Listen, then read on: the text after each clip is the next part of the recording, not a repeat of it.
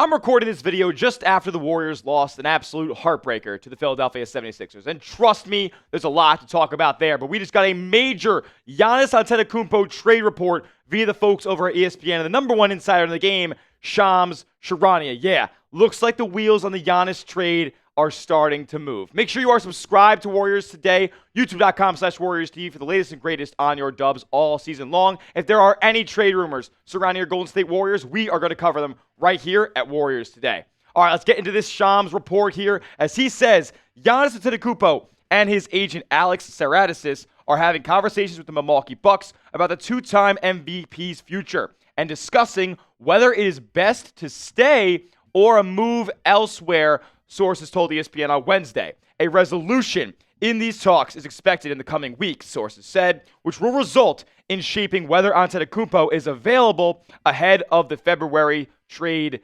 deadline.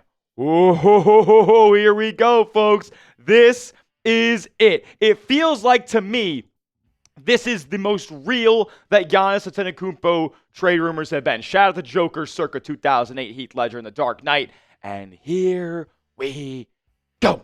Now, is it going to be a trade to the Golden State Warriors? That's another story we'll talk about later on in the show. Right now, we got to talk about what's going on with Giannis. And right now, he's out multiple weeks with a calf strain. Now, he definitely looked like he took a bump. He definitely looks like he's hurt. But it is just a little bit convenient for Giannis to be here after this trade report comes out from Shams, now out multiple weeks, while a resolution is found. Not going to say he's faking the injury. He's not. But it is interesting to note. Now, also, we got this way back when from Giannis over the summer and Shams. Remember what he said? I'm told Giannis has been frustrated over the recent losing and also a sense of tension around the locker room about what this means for Giannis. And he said, I had one source tell me and describe the situation as the writing on the wall. So, Giannis is tired of losing. The writing is now on the wall with a Bucks trade. Well, we did also see that the Bucks came out and said they're not going to trade Giannis, but what does that really mean when the Bucks are 9-13 at this point? Giannis is going to get fed up at some point. I know, all this stuff's coming out right now. It is a little fishy considering the comments from Giannis came out about cutting Dame from the team and how he's upset about that, but wasn't that something that the Bucks did to help Giannis win now? I don't know. A lot is wonky with this. Well, one thing is clear. The Bucks and Giannis, there's going to be some sort of resolution made here as to whether or not he will be available around the trade deadline. Now, look, everybody is going to want Giannis. Everybody. There's all the contenders in the league, even the non-contenders and the young teams in this league who think adding a Giannis Antetokounmpo could bring them over the top. Everybody's going to want him. So the price tag, we know, is not going to be something like Luka Doncic's was when it was just a one-to-one conversation between Nico Harrison and the Los Angeles Lakers. No, Giannis Antetokounmpo is going to go for an absolute haul. Now, there's one team that doesn't necessarily have to throw a haul if Giannis decides he only wants to play in one place. Now, there have been some inklings that could be true with Giannis wanting to go to the Big Apple. Here's what Shams said over the summer. Several teams were discussed internally, but one emerged as the only place Antetokounmpo wanted to play outside of Milwaukee, the New York Knicks, according to multiple sources. So, he wants to be a Knick, I guess. But I'll tell you right now, Giannis has also talked about playing with Steph, the prospect of playing next to one Wardell, Steph, and Curry. So, I can't sit here and act like Giannis would be totally opposed to the idea of playing next to Steph in Golden State. Now, the thing about playing in Golden State is it's on a timeline. Steph's not going to be playing forever. Giannis has probably 5-6 years after Steph retires to go out there and still make an impact in this league. So is a Warriors trade super viable? Well, I'm going to tell you right now, it's not super viable because of how complicated a trade would have to be. This is the idea. This is the trade idea. It came from CBS Sports.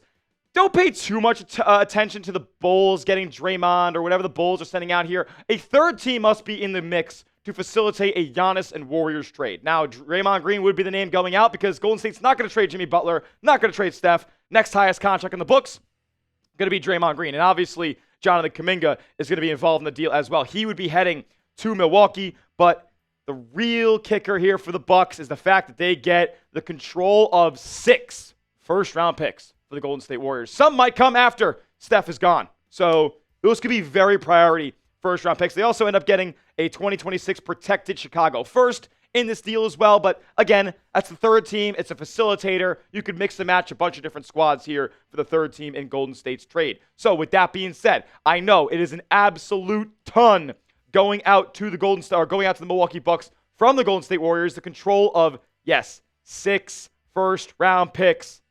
I ask you guys, would you make the trade?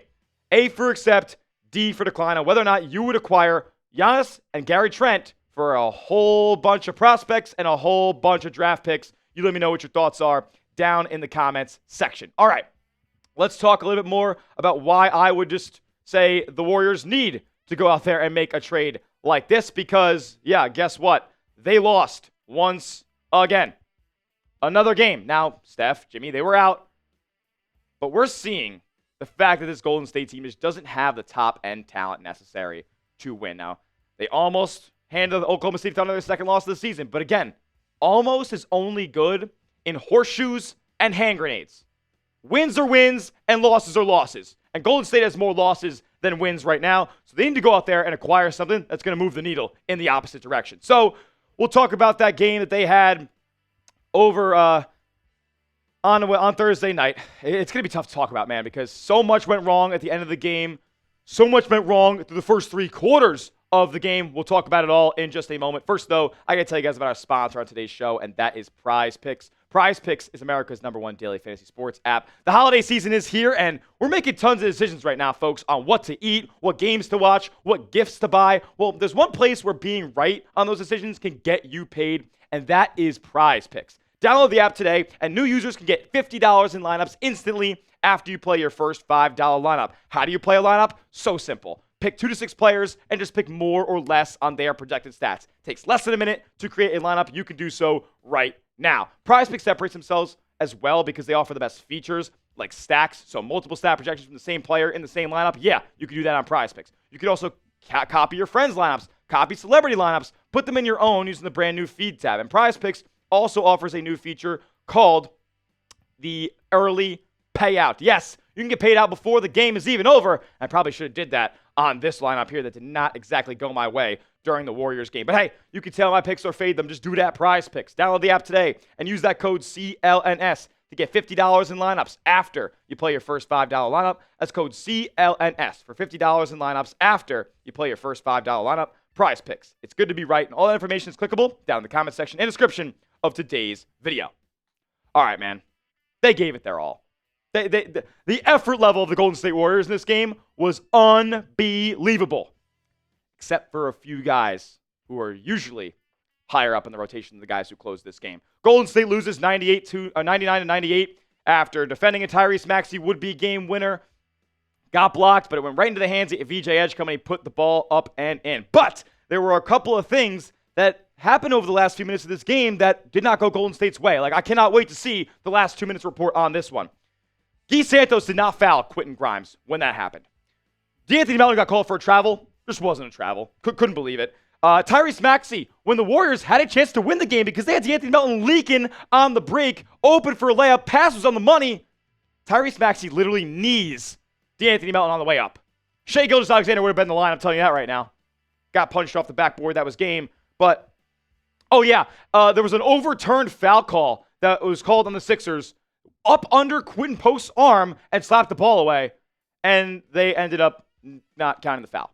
So, a lot did not go the way of Golden State here. And before we talk about who balled out, guys, there are no more excuses. Steph was out of this game. Jimmy was out of this game. Draymond left at halftime. Got a foot sprain. Where was he? Where was he?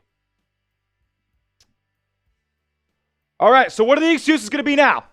Kerr messed with his confidence. He took him out of the starting lineup. Ooh, he's scared to make mistakes. Well, he still fucking makes them. It's Kerr's fault. It's got to be Steve Kerr's fault. Got to be. Oh, no. He's still hurt. He's still nursing the knee tendonitis. Oh, he doesn't have the green light. Really? Really? Where are the excuses? They are done. This guy is not good. Are they even going to be able to get anything of value for him in a trade? I mean, Milwaukee might laugh at you, block your number if you try to send this guy away in a Giannis trade. despicable, disrespectful, just plain bad. Plain bad. You know who's arguably worse? This guy. He sucks! Terrible!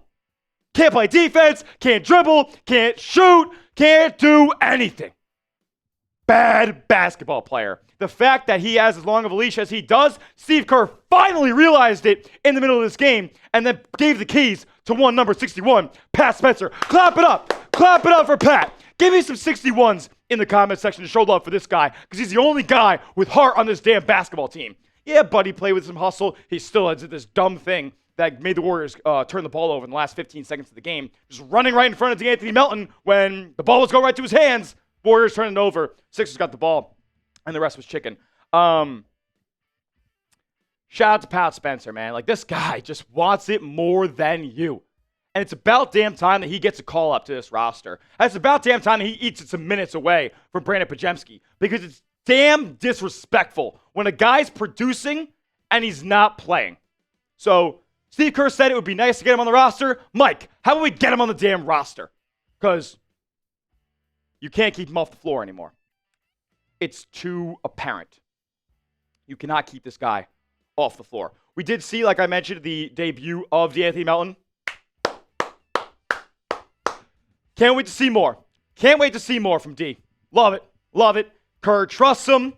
He closed the game. I mean, the Warriors found a lineup that created this comeback that was like, I think it was Guy Santos, Quentin Post, D'Anthony Melton, Pat Spencer, and I think maybe Will Richard was on the floor. I don't know, but my goodness. I think it was Hield. It was Hield. If that crew is going to claw you back while Brandon Podziemski and Jonathan Kuminga sit on the bench. And by the way, what was their final plus-minus in this game? What was their final plus-minus? I need to know. I'm angry right now. I'm looking at it. Hold on. We got, for Kuminga, we had a minus 18. For Pods, a minus 20. Draymond was a minus 10. The next Warrior was a minus 6. Can you guys fathom that? So the Warriors, in a game they lose by 1. Kuminga was a minus 18. Pods was a minus 20. Get him out. Get him out. Joe Lacob has done irreparable damage to this franchise. Irreparable. They didn't trade Brandon Podziemski for Lauri Markkanen, people. Get that through your heads. Delusional, idiotic, stubborn people are running this organization. It's about time something changes. I'm fed up. I'm fed up with Pods. I'm fed up with JK. I just don't want to see them on the floor anymore. They stink out loud. So that's all I got to say about that. Warriors, the squad that they had out there, they're 11-12 right now. Hopefully better ball is on the horizon. That will do it for today's show. Make sure you guys are subscribed to the channel, youtube.com/WarriorsTV. We just passed 101,000 subs. Thank you for the support, you guys. We'll see you guys next time. And as always, let's go Dubs.